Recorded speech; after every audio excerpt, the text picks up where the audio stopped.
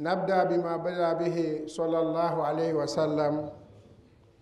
يقول الحبيب المصطفى محمد صلى الله عليه وسلم في حديث طويل: والرجل راع في أهله ومسؤول عن رعيته، والمرأة راعية في بيت زوجها ومسؤولة عن رعيتها. حديث متفق عليه. ونسأل الله سبحانه وتعالى في تفسير هذا الحديث أن يوفقنا بما فيه صلاحنا وصلاح ديننا. Le thème d'aujourd'hui, frères et sœurs, c'est l'obligation de l'enfant sur ses parents. Généralement, ce thème n'est pas abordé dans nos mosquées. Généralement, c'est le thème l'obligation des pères sur l'enfant, le droit des pères sur l'enfant.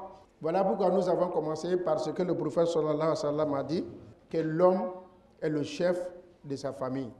En Djoula, c'est bien distingué. Parce qu'en Djoula, quand il dit l'outri, tu as le l'outrier, monsieur le battrier. Ça s'explique très bien en Djoula. Le prophète dit sallallahu alayhi wa sallam, l'homme sera interrogé le jour de résurrection de sa gestion de famille, gestion de sa femme, son épouse, et puis gestion de ses enfants.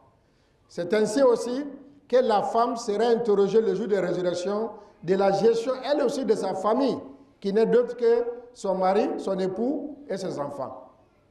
Frères et sœurs, aujourd'hui, je voulais qu'ensemble, que nous apprenons, nous avons écouté le prophète sallallahu alayhi wa sallam pour savoir quels sont les droits de nos enfants sur nous-mêmes. En cela, ce que nous entendons qui n'est pas faux. Nous abusons de nos enfants.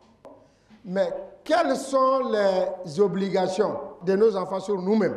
Le temps du prophète Omar ibn al-Khattab, radiallahu anhu, c'est un monsieur qui allait se plaindre chez Omar ibn al-Khattab. Il dit que son enfant lui manque de respect. Il allait poser une plainte chez le calife. Le calife lui répond, il dit: tu es sûr que tout ce que tu m'as dit là, ton enfant fait ça? Le monsieur dit: oui. Il me désobéit, il ne me respecte pas, il ne me considère pas. Seydina Omar demande à ce monsieur d'aller appeler cet enfant. Quand le jeune est arrivé chez le calife, Seydina Omar est revenu de ce que son père a dit. Il dit: voilà, ton papa est venu porter plainte contre toi. Voilà ce qu'il a dit. C'est vrai ou faux? Le jeune dit: c'est vrai. Seydina Omar dit: mais pourquoi tu fais ça? Le jeune demande au calife. Il dit: calife, avant de te répondre, je voulais te poser une question. Le calife dit: vas-y. Il dit: mais nos géniteurs, nos pères, nos mères ont des droits sur nous. Est-ce que dans le Coran, est-ce que dans l'islam, nous aussi, nous n'avons pas de droits sur nos parents? Seydina Omar dit: si, les enfants ont leurs droits aussi sur les parents. Le jeune demande, il dit: mais calife, quels sont nos droits sur nos papas, sur nos mamans? C'est là que Seydina Omar dit à l'enfant, il dit: les droits des enfants sur leurs parents. Le père doit choisir une bonne mère pour ses enfants. L'enfant peut être rattrapé demain par réputation de sa maman. L'enfant peut être condamné demain par le comportement de sa maman.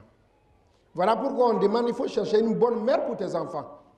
Il y a des mères, dans leur jeunesse, qui ont une réputation. Si demain, l'enfant veut devenir quelqu'un, quel que soit ce qu'il veut devenir, mais je vais dire, il veut devenir un imam, quelqu'un va dire, cet enfant ne doit pas être imam puisque sa mère était comme ça.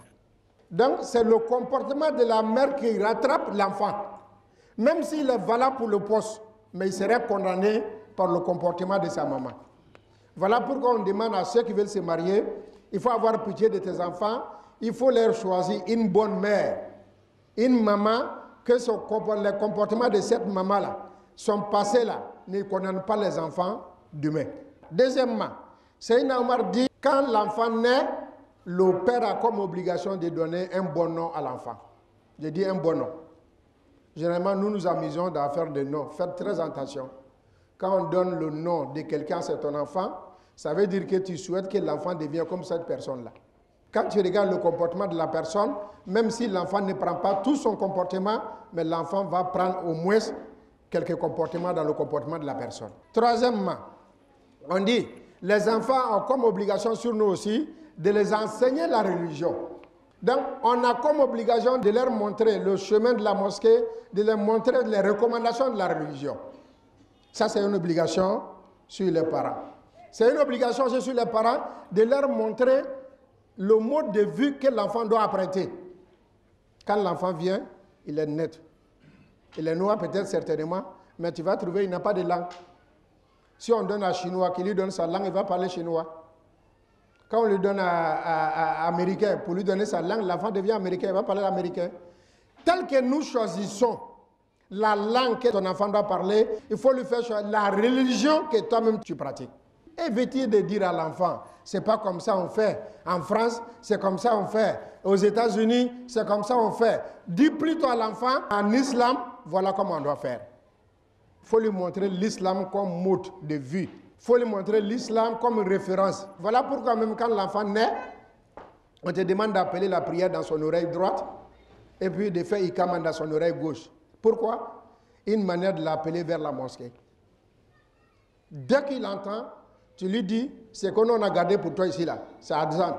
Ce qu'on a gardé pour toi, c'est la mosquée, c'est la religion, c'est l'islam.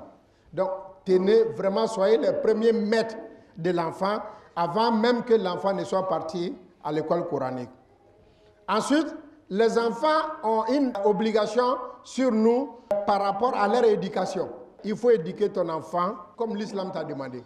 Ensuite, c'est à toi de montrer à l'enfant d'aimer la prière. C'est parce que vous avez commencé depuis à bas âge de venir à la mosquée qu'aujourd'hui, quand on est à l'Akbar le jour de vendredi, vous abandonnez tout. Bureau, garage, pour venir à la mosquée. Mais quelqu'un qui n'a pas appris à prier, quand tu lui dis de prier, c'est comme si tu lui disais de prendre 200 kilos sur sa tête. Il est lourd.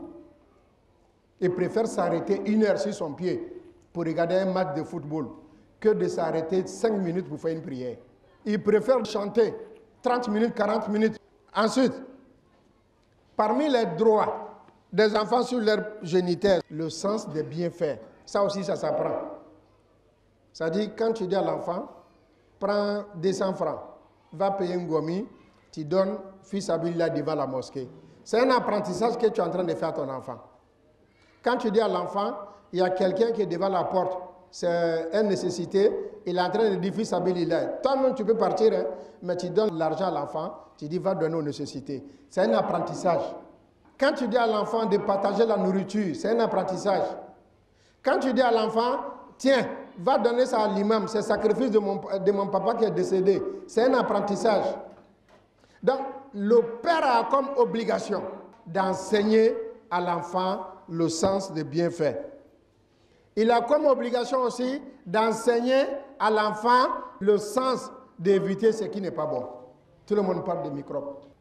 La solution se trouve dans quoi? Tout le monde n'a qu'à éduquer son enfant. Un enfant raté, c'est une vie ratée. Pas la vie de l'enfant, mais la vie même des deux géniteurs. On est content d'avoir un enfant qui va faire notre continuité. On a même souvent, on dit, on prie, on n'aime jamais la mort. Mais dès qu'on a l'enfant, on prie, on dit que ce soit cet enfant qui m'enterre. Pourtant, personne aime la mort. Mais tu ne souhaites jamais que c'est toi qui enterres ton enfant, tu veux que ton enfant n'a qu'à t'enterrer. Donc, vraiment, ne soyons pas de ceux qui ne font que réclamer le respect de l'enfant, le respect, le droit de père sur les enfants. Mais nous aussi, c'est que les enfants, comme droit, comme devoir, il faut les donner aussi, chers frères et sœurs. Pour que nous-mêmes, nous puissions avoir la paix dans la vie ici-bas, dans l'au-delà. هذا واستغفر الله لي ولكم ولسائر المسلمين كل ذنب فاستغفروه انه هو الغفور الرحيم